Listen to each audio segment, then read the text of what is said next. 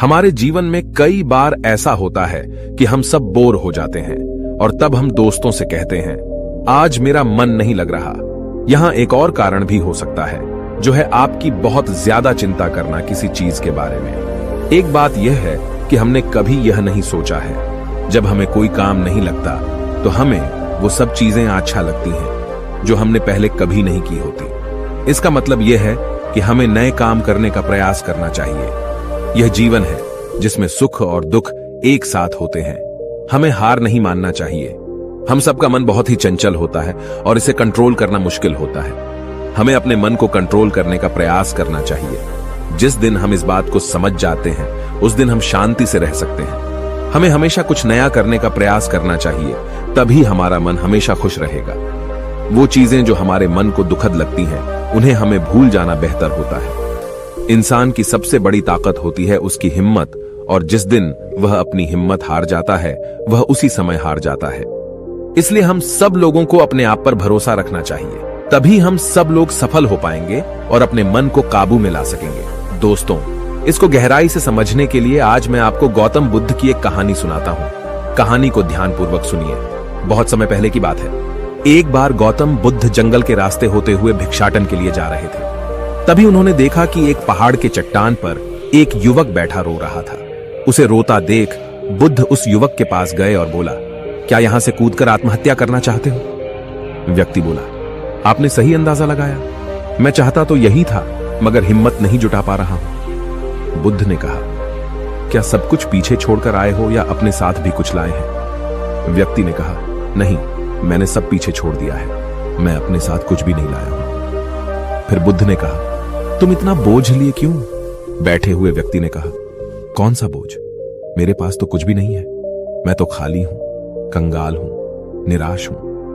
बुद्ध ने कहा, फिर तुम कौन से बोझ के नीचे दबे जा रहे हो, जो तुम्हारी सांसें भी ठीक से नहीं चल रही हैं? तुम आत्महत्या करना चाहते हो और रो भी रहे हो। खाली इंसान तो ऐसे नहीं होता जो कंगाल हो गया है। उसे क्या डर? अपने अंदर में झांको और देखो कि तुमने कितना बोझ उठाया है, कितना कुछ तुम अपने सर पर ओढ़ रहे हो। इसे उतार कर रख दो, थोड़ा हल्का हो जाओ। कब तक इस बोझ के नीचे दबे रहोगे? वह युवक बुद्ध के चरणों में गिर पड़ा और बोला, आपने तो मुझे पढ़ लिया। मेरे अपने भी मुझे नहीं समझ पाए। आप ही मेरी समस्या का समाधान कर सकते हैं। बुद्ध ने कहा, क्या समस्या है? युवक ने कहा, मेरे घर पर मेरे साथ चलिए। गौतम बुद्ध ने कहा, परंतु समस्या तुम्हारे घर पर नहीं है, बल्कि तुम्हारे अंदर है। जब तक तुम अपने अंदर में समस्या का समाधान नहीं करोगे, तब तक तुम्हें हर जगह समस्याएं ही नजर आएंगी। और अगर यहां इस चट्टान पर समस्या नहीं है, तो फिर तुम यहां आत्महत्या करने की क्यों सोच रहे हो? क्योंकि तुमने तो घर छोड़ दिया है, समस्या भी छूट गई है। फिर तुम इतने परेशान क्यों हो? व्यक्ति बोला, आप सही कहते हैं, मैं आपकी बात समझ रहा हूं। मैंने व्यापार करने के लिए अपने परिवार से पैसे लिए थे, लेकिन मेरा व्यापार चल नहीं रहा। मेरे परिवार वालों ने मेरे साथ इसका समर्थन किया, लेकिन धीरे धीरे जैसे जैसे मेरा व्यापार नुकसान उठाने लगा, मेरे परिवार वाले भी मुझसे दूर हो गए। मैं सब कुछ उनके लिए कर रहा था, लेकिन वह मुझे अब इन सब का जिम्मेदार ठहराते हैं। मुझे भी लगता है कि मैंने उन सब के साथ गलत किया। मेरा एक मित्र है, वह भी व्यापार आरंभ किया था। आज उसका व्यापार बहुत अच्छा चल रहा है। वह कभी मेरे घर आता है और अपने अच्छे चल रहे व्यापार की बात करता है। वह बताता है कि कैसे उसने अपने व्यापार को सफल बनाया। मेरे परिवार वाले भी कहते हैं कि देखो, उसे तेरे पास तो कुछ नहीं है और अब हालात ये है कि मेरा घर भी गिरवी पड़ा है। फिर बुद्ध ने कहा, क्या तुम्हें पता है तुम्हारा मित्र तुम्हारे पास क्यों आता है? युवक ने कहा, हाँ, मुझे पता है। वह मेरे पास नीचा दिखाने आता है। वह यह जानने आता है कि वह मुझसे बेहतर है। वह चाहता है कि मैं उसकी सफलता देखकर दुखी ना हो। बुद्ध ने कहा, क्या तुम दुखी होते हो? युवक ने कहा, हाँ, थोड़ी दुख होती है। बुद्ध ने पूछा कि क्या तुम्हें दुख तब होती है जब तुम सफल नहीं होते या जब तुम्हारा मित्र सफल होता है? युवक ने थोड़ी देर सोचा और बोला कि मेरी खुशी तब होती है जब मेरा मित्र सफल होता है। बुद्ध ने कहा कि तुम्हारी खुशी तुम्हारे मित्र के ऊपर निर्भर करती है। तुम्हारा मित्र चाहे तो तुम्हें खुशी दे सकता है और चाहे तो दुखी कर सकता है। तुम अब अपने कामों से कुछ नहीं कर सकते हो, क्योंकि तुम्हारी खुशियां और तुम्हारा दुख दूसरों के व्यवहार से आते हैं।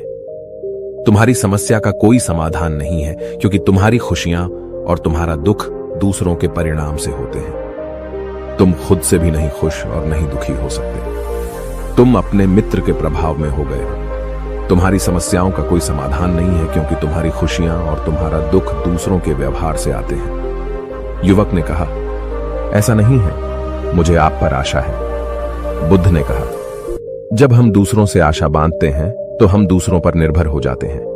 अगर मैं तुम्हें कोई रास्ता नहीं देता तो तुम दुखी रह। तुम्हें घर बैठे कुछ अनुभव मिल रहे हैं। संघर्ष करो, हार मत मानो, कर्म करते जाओ।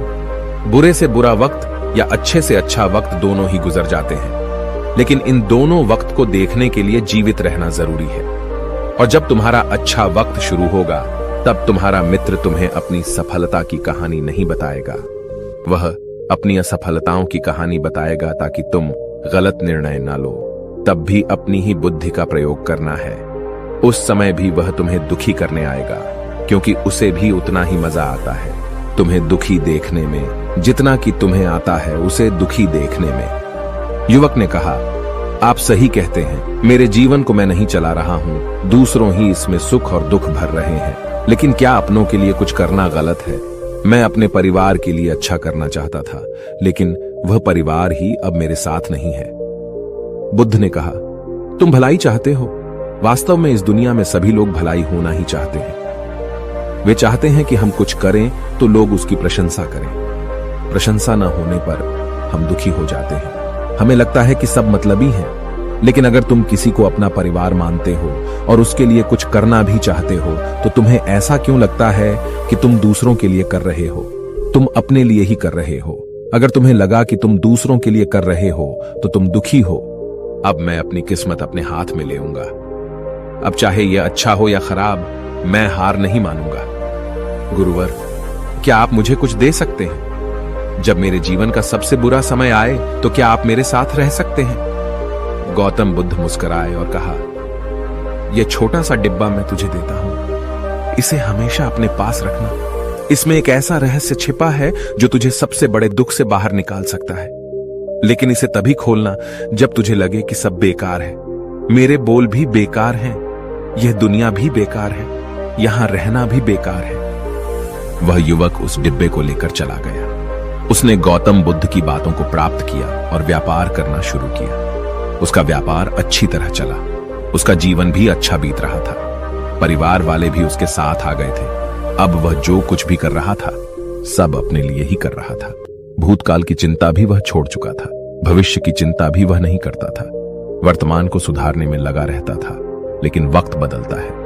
अच्छा समय हमेशा नहीं रहता, बुरा समय हमेशा नहीं रहता। उसका अच्छा समय भी समाप्त हो गया। उसके राज्य पर किसी राजा ने आक्रमण किया। उसका घर तबाह हो गया, व्यापार तबाह हो गया। उसको अपने परिवार के साथ वहां से भागना पड़ा। उसके पास खाने के लिए पैसे भी नहीं थे। भूख से उसके माता पिता की मौके पर हो गई। वह अपनी पत्नी, एक छोटे भाई और 2 बच्चों के साथ यहां वहां भटक रहा था। उसके बच्चे बीमार थे। उसको पैसे की आवश्यकता थी, लेकिन उसके पास कुछ भी नहीं था। तब उसे लगा कि सब व्यर्थ है। उसका जीवन व्यर्थ है। इस पृथ्वी पर सब कुछ व्यर्थ है। सब बातें जो गौतम बुद्ध ने कही थी, सब व्यर्थ है। किसी चीज का कोई मतलब नहीं है। अंततः जीवन समाप्त होता है, तो फिर जीवित रहकर क्या फायदा? जब वह यह सब सोच रहा था, तब उसकी नजर उस छोटे डिब्बे पर पड़ी जो उसको गौतम बुद्ध ने दिया था। उसने उसे खोला। उसमें एक पर्ची थी जिस पर कुछ लिखा था। उसने उसे पढ़ा और जोर से हंसने लगा। उस पर्ची पर लिखा था कि यह वक्त भी गुजर जाएगा। उस डिब्बे में एक सोने का सिक्का था, जिससे उसने अपनी नई जिंदगी की शुरुआत की और बहुत कम समय में सफलता प्राप्त की। दोस्तों, हो सकता है कि आपके पास वह सोने का सिक्का न हो, लेकिन हिम्मत तो जरूर है। हमें बुरे समय में हिम्मत नहीं होनी चाहिए, बल्कि डटकर सामना करना चाहिए। कुछ न कुछ हासिल कर ही लेंगे।